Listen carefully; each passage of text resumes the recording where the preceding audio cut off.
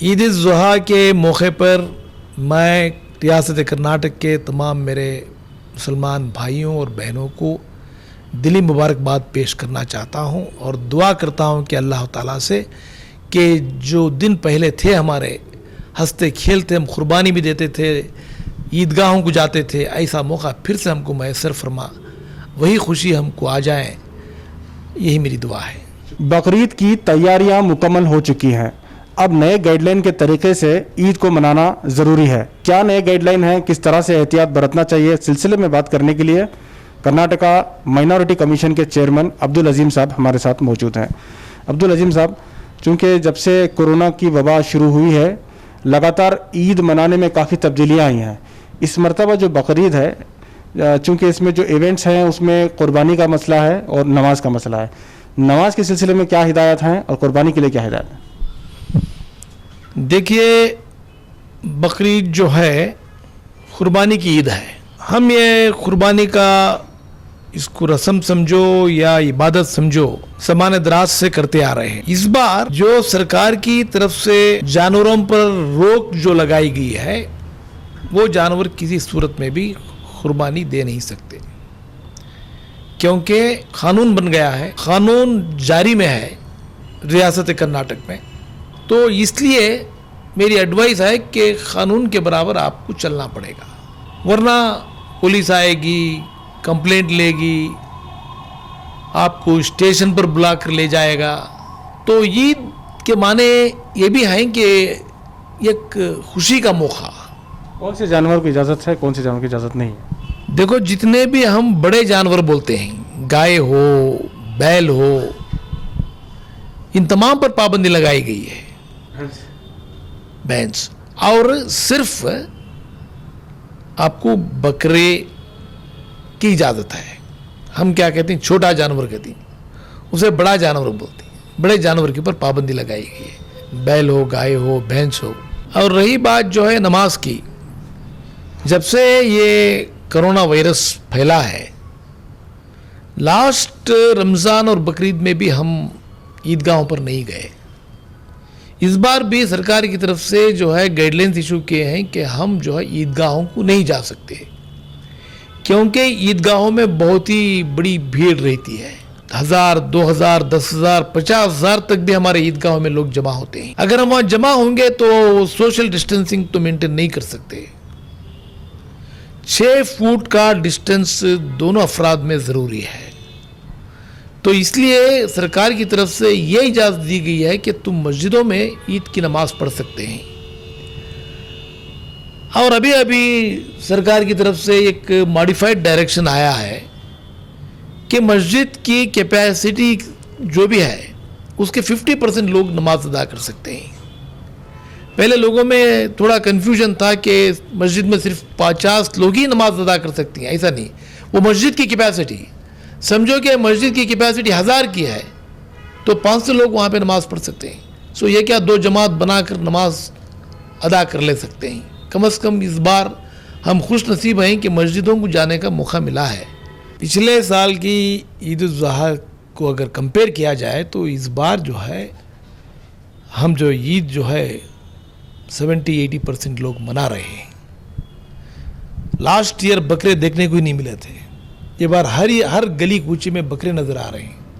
लोगों में वही एक ये है, बच्चे जो है बकरे हाथ में लेकर जा रहे हैं, कुछ चरा रहे हैं। तो हालात थोड़े अच्छे हुए हैं। मैं लोगों को कहता हूँ फिर हालात बिगड़ना नहीं चाहिए, इसको ना बिगड़ाओ। सरकार के हर डायरेक्शन पर जो आपको चलना पड़ेगा इस बीमारी से बचने के लिए, और कुर्बानी करने का भी मौका दिया गया है। और ये कुर्बानी के मौके के ऊपर जो है बहुत सारी जगह छेड़मछाड़ी बोलते हैं हम, ये होती है। क्यों होती है? हम क्या करते हैं, रास्ते में ज़ुबा कर देते हैं, सारा खून जो है रास्ते में बहता है, और इस गिलाजत से जो है लोग परहेज करते हैं और वहाँ पर छेड़मछाड़ी होती है। और जब हम बकरा काटते हैं, बोटी साफ़ करते हैं, हम जो ड्रेनेजेस में डाल देते हैं, वो ड्रेनेज में जो है उसका गोबर, उसकी गिलाजत बहुत दूर तक बह कर जाती है, मक्खियाँ जमा होते हैं, उससे और अलग किस्म का इन्फेक्शन भी पैदा हो सकता है। तो इन तमाम बातों की को मद्देनज़र रखते हुए हमको ईद गुजारना है। इसके साथ जो है भाईचारगी का ख्याल रखना है, अमन का ख्याल रखना है। साथ ही साथ माइनॉरिटी कमीशन की जिम्मेदारी है कि माइनॉरिटीज़ पे होने वाले मजालिम के ताल्लुक से भी नज़र रखें। इस वक्त जो बड़े जानवरों का मसला है, ट्रांसपोर्टेशन के लिए कोई पाबंदी नहीं है, इसके बावजूद ट्रांसपोर्टेशन में ले जाने पर पुलिस कार्रवाई कर रही है, वो अपनी जगह सही है, लेकिन कुछ ऐसे गुंडे भी हैं जो इसका फ़ायदा उठाकर जो है लोगों को लूटने का काम कर रहे हैं, खास करके कसाब बिरादरी। देखो, जब भी तुम बड़ा जानवर हो, छोटा जानवर हो ट्रांसपोर्ट करते हैं तो उसको रोकने के लिए लोग कानून को अपने हाथ में नहीं ले सकते। मगर बहुत ज़माने से प्राणी दया संघा बोल के उस नाम से क्या करती, जब भी आप अपनी ट्रक में जानवरों को लेकर जाते हैं तो वो कंप्लेंट करते हैं। उनका कंप्लेंट ये होता है कि हमको शक है कि ये इस बैल को, इस गाय को स्लैटरिंग के लिए लेकर जा रहे हैं। स्लैटरिंग जो है अफेंस है, जुर्म है, इनका ये प्रिजम्पशन है, इन्फ्रेंस है। ऐसा करके गाड़ी पकड़ा देते हैं। गाड़ी को भी पुलिस वाले पकड़ लेते हैं, उन जानवरों को भी पकड़ के गौशाला को भेज दिया जाता है, और जो लोग उसके साथ में रहते हैं उनको भी अरेस्ट किया जाता है। ये प्रोसेस तो ठीक है, लेकिन कुछ ऐसे भी लोग हैं जो बगैर पुलिस के खुद ही जाके हमला करते हैं, खुद ही पकड़ते हैं, खुद ही लूट लेते हैं। जी, ये कानून को अपने हाथों में लेने का किसी को अधिकार नहीं है। कानून क्लियर कहता है कि इसके लिए एक पुलिस फोर्स बना हुआ है, वो एनफोर्सिंग एजेंसी है, एनफोर्सिंग ऑफिसर्स हैं। तुम कानून क्यों अपने हाथ में ले? ये बहुत दिनों से ये चल रहा है, फिर भी लोग क्या करते हैं, इस मौके के ऊपर पकड़ते हैं, ज़बरदस्ती स्टेशन को लेकर जाते हैं, बोलते हैं पुलिस वालों को ये जो स्लैटरिंग पर्पस के लिए लेकर जा रहे हैं सर, दूसरा इस वक्त पर ये बैल कहाँ लेकर जा सकते हैं, कंप्लेंट ही दे देंगे। इस पर माइनॉरिटी कमीशन क्या करे? देखो, हम जो है पहले से ही पुलिस कमिश्नर से राब्ता में हैं कि इससे कम्युनल क्लैशेस हो सकते हैं। मैंने कमिश्नर से भी बात की है, जो भी कार्रवाई करना है पुलिस वालों से कराओ। अगर किसी एसोसिएशन की तरफ से ये अगर वो ट्रक को रोकेंगे, गाय को पकड़ेंगे, मारपीट करेंगे, ठीक नहीं। तुम जो भी कार्रवाई करना तुम करो कानून के बराबर। तो इसलिए जो है ये चीज़ पुलिस ऑफिसर्स को जो है इत्तला करो। पुलिस ऑफिसर जो है इन लोगों को कानून को अपने हाथ में लेने का मौका ना दे। तो आपने बातचीत की है, ये लेटर लिखा है आपने? मैं बातचीत भी की है, कमिश्नर से बातचीत की है, डीजी से बात किया हूँ इसके बारे में। मालूम वो क्या है, वो हर वक्त वो डिस्ट्रिक्ट ऑफिसर से राब्ता में रहते हैं, उनको हिदायत दे देते हैं। और मेरे लेटर से ज़्यादा ये मैं जो पर्सनली बात किया हूँ ये बहुत ही इंपॉर्टेंट और बहुत ही इफेक्टिव है। अगर ऐसा किसी साहब के साथ ऐसा होता है, इस तरह के गौ रक्षकों का हमला होता है, तो वो पहले क्या करें सर? क्या प्रोसीजर होगा उनके लिए? देखिए सर, ये बहुत ही सेंसिटिव इशू है, मालूम करें, हम भी समझ कर चलना है। अगर मैं उनको बोल दिया कि जो है नो, वो कानून को अपने हाथ में ले नहीं सकते, तुम भी थोड़ा ये मौके के ऊपर कैसा क्या करना है, थोड़ा एहतियात तो बरतना है ना।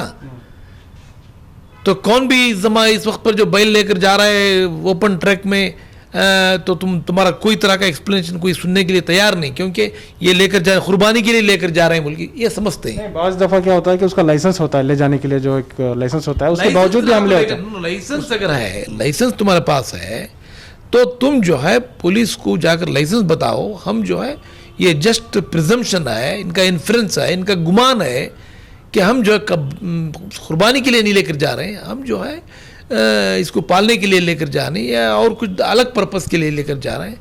तो एक्सप्लेनेशन देना चाहिए। और हमारे पास भी ऐसा जो है कि ये जो है खुद हम जो क्रिएट करते हैं, सीन क्रिएट करते हैं कि 4 बैल एक ही इसमें डाल के जा रहे हैं। क्या कि एक बैल लेकर जा रहे हैं तो तुम एक्सप्लेनेशन, 4 बैल लेकर जा रहे हैं, बोल रहे हैं कि जो मैं पालने के लिए लेकर जा रहा हूँ। अरे तू कौन है? तू क्या फार्मर है? कौन से गाँव वाला है? कौन सी बस्ती वाला है? ये सारे सवाल पैदा हो जाती हैं। ऐसे लोग जो कानूनी तौर पर सही हैं और वो सही तरीके से ले जा रहे हैं, उन पर गैर कानूनी तौर पर हमले होते हैं, तो उसमें माइनॉरिटी कमीशन क्या उन लोगों को मदद करेगी? नो, वो अगर वैसे केसेस अगर हैं तो हमसे राब्ता करें, हम जो है बात करेंगे, ज़रूर बात करेंगे। पुलिस या माइनॉरिटी कमीशन है उनकी हिफाजत के लिए, मगर उन्होंने झूठा एक्सप्लेनेशन दे के जो हमारी मदद लेते हैं बोले तो वो नहीं हो सकता। 99% जो है रिस्पॉन्सिबिलिटी उन लोगों पर है। अगर मैं इस तरीके से आज लेकर जा रहा हूँ तो लोग नेचुरली सस्पेक्ट करेंगे, तो मुझे कल लेकर जाना है, 1-2-3 दिन जो है इन बैलों को ना लेकर जाएं, ये ज़रा उनको भी सोचना है। नहीं सर, अगर कानूनी तौर पर सही है तो क्यों रोका जाए? देखो सर, ये ज़माने दराज से जो है ये लोग रोक रहे हैं, पुलिस स्टेशन में कंप्लेंट कर रहे हैं, मगर जो है उनको कानूनी तरीके से उनको कानून हाथ में लेने का कोई तरह का अधिकार नहीं है। क्या माइनॉरिटी कमीशन क्या उन पर नजर रखेगी? नो, क्या है, ऑफेंस होने के बाद में जो क्या कर सकते हैं आप, prevention is better than cure. आप इसको प्रिवेंट करो, प्रिवेंट करना हम भी जो है डीजी से बात किया हूँ, कमिश्नर से बात किया हूँ, और जो हमारी तरफ से बोलना है वो बोलेंगे, मगर तुम भी थोड़ा जो है प्रेजेंट वहाँ सिचुएशन का ख्याल रखिए सर। अगर हम जो है मेरे पास कानून है बोल के हम जाएंगे, पूछेंगे, लड़ेंगे तो हमारी जान चलेगी बोलो तो हमारे बच्चों का क्या होगा, हमारी फैमिली का क्या होगा? बहुत सारी चीज़ें हमने देखी हैं। लेकिन आप ही अगर ऐसे डराएंगे तो फिर कानून की रक्षा करने वाले ही डराएंगे तो लोग कानून पर कैसे चलेंगे? नहीं, ऐसी बात नहीं। देखो, हमारा फ़र्ज़ बनता है कि जो है कानून के साथ साथ थोड़ा हिकमत भी इस्तेमाल करना है ना सर। मैं जो कानून की बात करके इंस्टिगेट कर दिया, किसी की जान चले गई। मैं एक पुलिस ऑफिसर हूँ, मैं देख चुका हूँ। बहुत सारे लोग आके हमारे से कहते थे कि साहब वो मुझे मार दिया है साहब, अगर परमिशन आप दे दे तो मैं जाकर मार डालूंगा साहब बोल के। बहुत सारे लोगों को हम बिठा के समझाएंगे, तुम मर्डर कर दोगे गुस्से में, कल तुम 14 ईयर जेल को चले जाओगे, तुम्हारी बीवी का क्या होगा, तुम्हारे बच्चों का क्या होगा, कॉन्सिक्वेंस भी बताना है। हम सिचुएशन को देख के काम करना है। फाइनली आप क्या मैसेज देना चाहेंगे?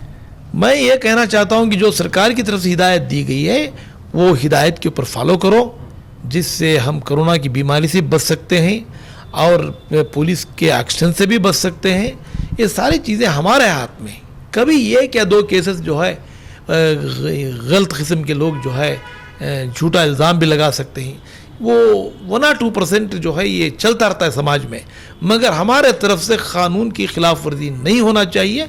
और हमारे उलमा इकराम भी इसके बारे में जो है हिदायत दिए गए हैं, तुम नमाज पढ़ो, सोशल डिस्टेंसिंग रखो, सैनिटाइजिंग करो, ये हमें बचना है सर। कितने लोग चले गए हमारे, किसी का बाप चले गया, किसी की माँ चले गई, किसी के बच्चे चले गए, किसी का शौहर चले गया। इतनी बड़ी मुसीबत अब तक नहीं आई थी, हम कभी नहीं सुने थे।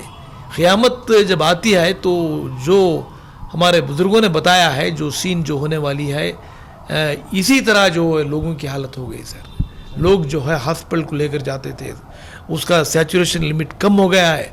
मुझे फ़ोन करते थे लोग, साहब 60 को आ गया है साहब बोलिए साहब। इसी शिफा हॉस्पिटल में थोड़ा देरी हो गई, मैं इतना गड़बड़ किया, आखिर में उसे आकर उसको उठा कर लेकर गए, वो आदमी बच भी गया।